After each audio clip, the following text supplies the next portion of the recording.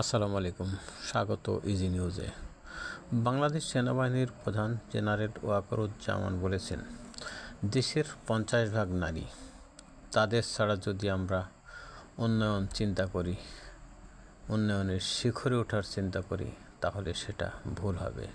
সেজন্য আমরা উত্তরোত্তর চেষ্টা করব আমাদের যারা নারী তাদের জন্য শিক্ষা প্রতিষ্ঠান সুন্দরভাবে গড়ে ওঠা। জয়পুরহাট গার্লস ক্যাডেট কলেজ প্রাক্তন শিক্ষার্থীদের পুনর্মিলনী অনুষ্ঠানে তিনি একথা বলেন। বিএনপির স্থায়ী কমিটির সদস্য সালাউদ আহমেদ বলেছেন, গণভোটে আইন প্রণয়ন হয়ে যাবে না, সংবিধান সংশোধনও হবে না, সেজন্য সংসদ গঠিত হতে হবে। আর সংসদ গঠিত হতে হলে অবশ্যই দেশে নির্বাচন হতে হবে।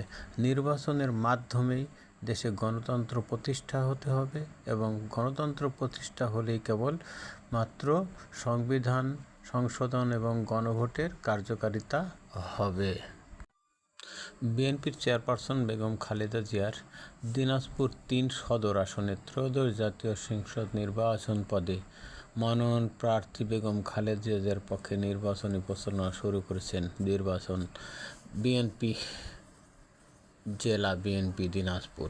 শুক্রবার দুপুরে দিনাজপুর শহরের ফরিদপুর কবরস্থানে দলের চেয়ারপারসন খালেদা জিয়ার বাবা ইস্কান্দার মজুমদার ও মা তৈয়বা মজুমদার এবং বড় বোন খোরশেদ জাহান হকের কবর জিয়ারতের মাধ্যমে এই প্রচারণা কার্যক্রম শুরু করেন।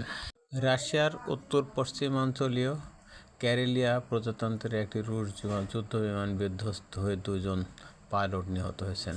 রাশিয়ার প্রতিরক্ষা মন্ত্রণালয়ের তথ্য অনুযায়ী বৃহস্পতিবার প্রশিক্ষণ ফ্লাইটের পরিচালনার সময় সুখোই সু-30 যুদ্ধবিমান বিধ্বস্ত হয়ে এই দুর্ঘটনা ঘটে।